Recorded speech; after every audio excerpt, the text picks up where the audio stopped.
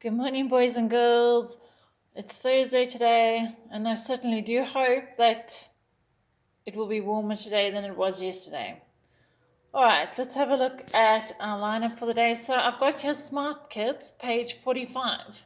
So this is not really anything that you can do. I thought I'd just mention it because it's a fun little game that you can play. And I usually allow my children, when they are in class with me, to play this game when they have a bit of free time.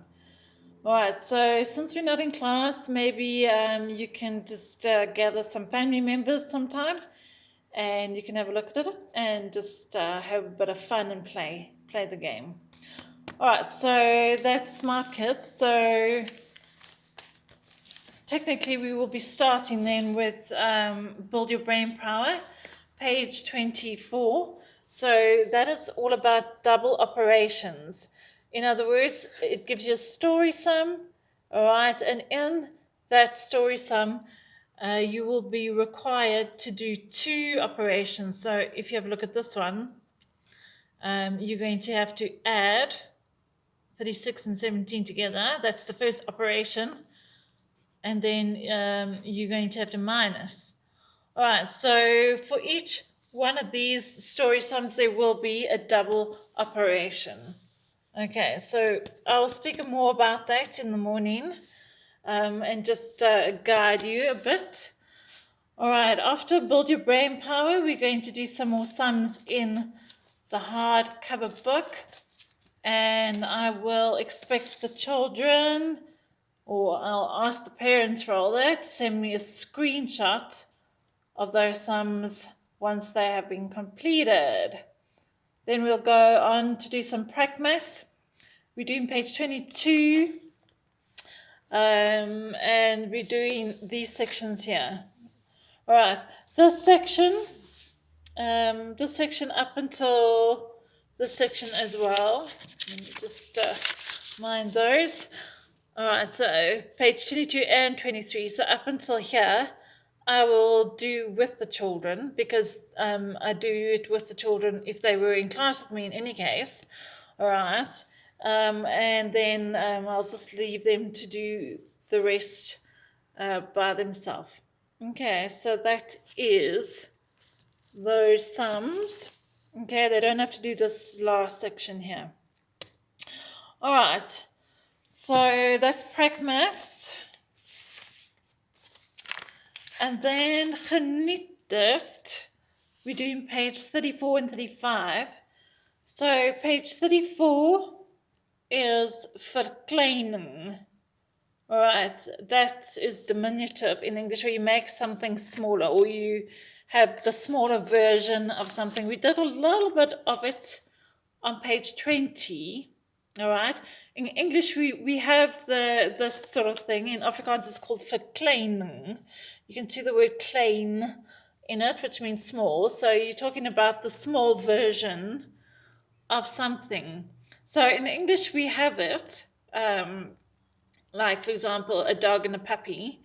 All right. But in Afrikaans, they sort of take this verkleining thing a little bit one step further. Okay, in other words, you can have the small version on just about anything.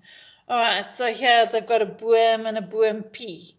All right, a tree and a little tree, a board and a boardkie, a plate and a little plate, a cat and a kaiki, that's a cat and a kitten, a furk and a furkie.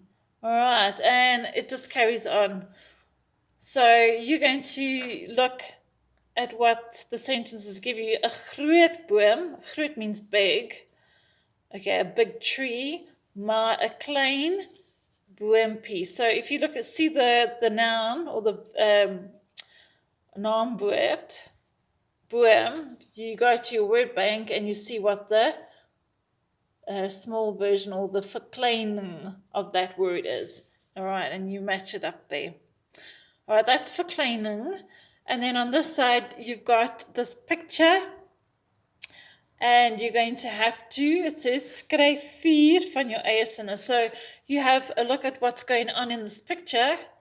And then you're going to write 4 of your own sentences. all right, about what's going on in that picture.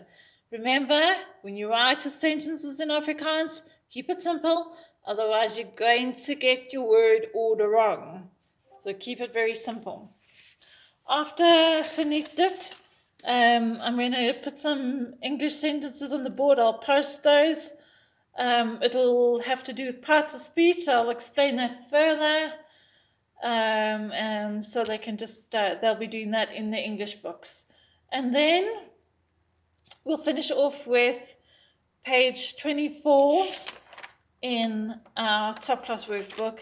And you will see that we are now starting our next theme. Usually I start a theme at the beginning of the week, but because we're playing catch up, all right, we're just moving ahead a little bit faster. So our next theme, as you can see, is insects. All right, and I've got some pictures of insects here stuck up. All right, this is a lovely theme. We're going to learn all about insects and discuss what makes up an insect. So this page is just, you got a whole bunch of creepy crawlies, and we have to decide out of those creepy crawlies what in fact is an insect and what is not, because not every creepy crawly is an insect. So if you have a look at this book, all right, which we will discuss further. You guys don't have this book, but I will post pictures of this book for you to see. All right, but it says here, insects have compound eyes. Most insects have 2 feelers. Insects have 6 legs. Insects have 3 body sections: a head, a thorax, and an abdomen. All right, so you can see here, there's their head, that's their thorax, and then that's their abdomen. So they have 1, 2, 3 body parts. All right, and then the skeleton of an insect is on the outside of its body. This hard cover is called the exoskeleton. Insect bodies are soft on the inside. All right, and then insects also have what we call compound eyes. Okay, this is a picture of an insect's eyes. For each little part of the eye, or each little part of the eye sees a small part of the picture, like that. All right, so that's what their compound eyes look like. And that's how the compound eye sees.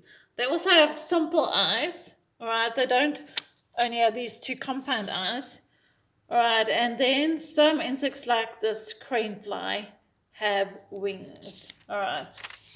Okay, so we're going to be discussing insects quite a bit, all right? Starting a new theme, and I'm sure you boys and girls will really enjoy this theme. And that is a wrap for our Thursday.